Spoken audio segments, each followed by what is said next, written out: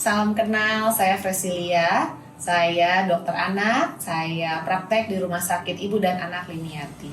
Selamat sore semuanya, senang sekali saya kembali di sini untuk menjawab pertanyaan para moms and dads yang ingin berdiskusi tentang apa sih imunitas itu, berapa penting imunitas untuk tumbuh kembang anak kita. Sistem imun mempunyai beberapa tahap. Jadi Tuhan itu menciptakan sistem imun manusia tidak langsung masuk kuman, langsung sakit. Jadi kalau teman-teman pikir di sini kulit itu adalah salah satu sistem imun yang Tuhan ciptakan sama untuk semua manusia. Air mata, kemudian air liur itu juga sama. Jadi sistem imun itu jangan cuma berpikir tentang sel-sel saja, tapi sistem imun itu dipunyai oleh semua orang. Ada yang kita sebut dengan sistem imun yang berupa barrier atau pertahanan tubuh seperti yang tadi saya sudah sebutkan tentang kulit, tentang air mata, tentang air liur, tentang bulu mata, alis, rambut, itu semua merupakan barrier atau pertahanan tubuh. Nah, yang kedua kita masuk ke dalam sistem imun yang disebut dengan innate immunity. Innate immunity itu kalau orang-orang cek lab itu kita sebutnya seperti leukosit, sel darah putih. Nah, itu innate immunity. Dan ada juga sistem imun adaptif. Adaptif itu adalah sistem imun yang dirancang khusus. Misalnya kalau kemasukan virus influenza, maka badan kita akan membentuk antibodi terhadap virus flu. Kalau kemasukan virus COVID, maka badan kita akan membentuk khusus antibodi terhadap virus COVID. Sebagaimana kita ketahui, makanan itu ada dua macam. Ada yang kita sebut nutrisi, dibagi secara dua macam ya kalau secara medis. Yang pertama adalah makronutrien. Apa sih itu makronutrien? Makronutrien itu adalah karbohidrat, protein, dan lemak. Artinya makro adalah tubuh kita membutuhkannya dalam jumlah banyak. Berlawanan dari makronutrien ada yang kita sebut dengan mikronutrien, di mana mikronutrien itu adalah zat-zat yang diperlukan oleh tubuh dalam jumlah sedikit atau mikro. Contohnya adalah vitamin dan mineral. Jadi kita tidak bisa menanyakan, "Dok, saya kalau minum vitamin C aja pasti imunitasnya bagus apa tidak?" Tidak bisa seperti itu. Keduanya harus bekerja dengan baik. Dari makronutrien dan mikronutrien harus tercukupi dalam tubuh manusia.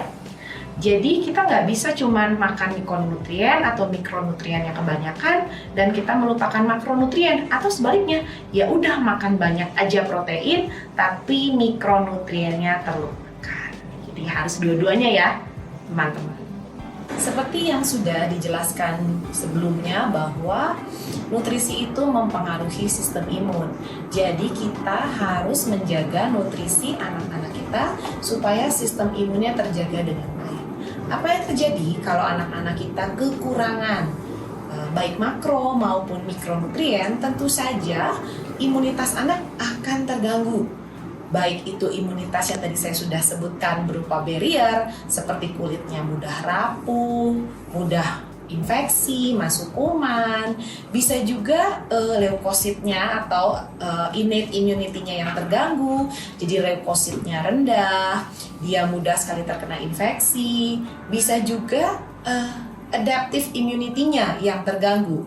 Jadi misalnya, "Dok, kenapa ya anak saya kok sering-sering banget nih batuk pilek gitu." Nah, itu selain kita hanya memberikan obat-obatan, ada baiknya kita juga mengkaji beberapa faktor, diantaranya adalah bagaimana makanan mereka.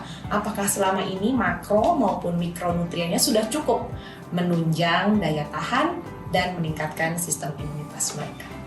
Jadi Dok, gimana nih supaya sistem imun anak kita terjaga seimbang dalam menghadapi pandemi? Kalaupun pandeminya sudah tidak ada, ya menghadapi banyak lingkungan virus dan bakteri. Nah, nomor satu jelas. Yang pertama adalah protokol kesehatan. Itu harus benar-benar dijaga. Cuci tangan, pakai masker, kemudian tidur harus cukup supaya anak-anak kita daya tahannya baik, dan jangan lupa makanan. Kalau kita mengkonsumsi makanan yang tinggi gula, makanan ultra proses, itu stres oksidatifnya sangat tinggi. Stres oksidatif artinya dia merusak sistem imun kita. Jadi apa sih dok yang harus saya berikan buat anak-anak kita? Makanan-makanan yang back to nature, makanan-makanan yang dijual di pasar. Misalnya kita konsumsi telur. Sebenarnya telur itu bukan cuman pembagiannya menjadi protein saja, tidak, tapi di dalam telur itu ada karbohidrat, ada protein, ada vitamin dan mineral. Jadi kita harus mengkonsumsi makanan utuh, karena makanan utuh tuh bukan hanya vitamin C saja, tidak, tapi dengan kita makan jeruk, kita mengkonsumsi ada vitamin dan mineral juga. Kita makan pisang, itu ada karbohidrat, ada serat, ada vitamin dan mineral juga. Oleh karena itu, makanlah yang bervariasi sesuai dengan kebutuhan anak kita. Makronutrien biasanya kita bagi menjadi karbohidrat, protein, dan lemak. Jadi kita bisa mempergunakan ukuran tangan anak kita masing-masing, yaitu protein kurang lebih 1 telapak tangan anak untuk 1 porsi makan. Karbohidratnya kurang lebih 1 kepal atau 1 tinju anak untuk 1 porsi makan. Untuk sayur dan buah bisa kita 1 raup ya untuk 1 porsi makannya. Jadi kalau kita makan sehari 3 kali, maka bisa kita kalikan dengan 3.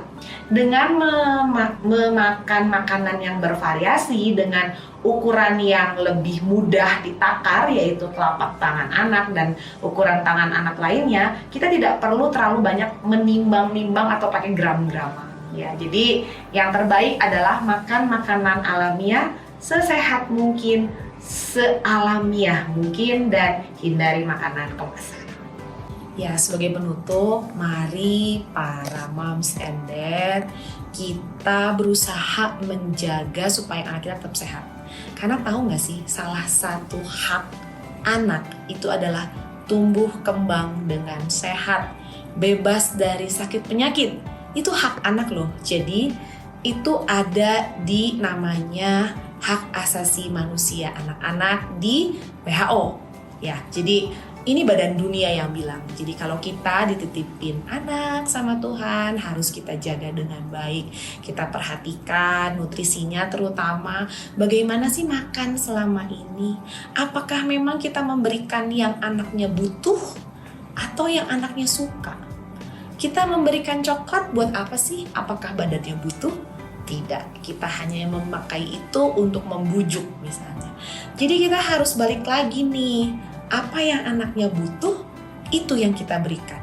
Bagaimana anak bisa makan sehat kalau orang tuanya tidak mencontohkan makan sehat? Ayo kita kembali lagi ke natural food, kita perhatikan makro dan mikronutriennya supaya ibu bapaknya sehat, anak-anaknya sehat, dan masa depan Indonesia semuanya sehat.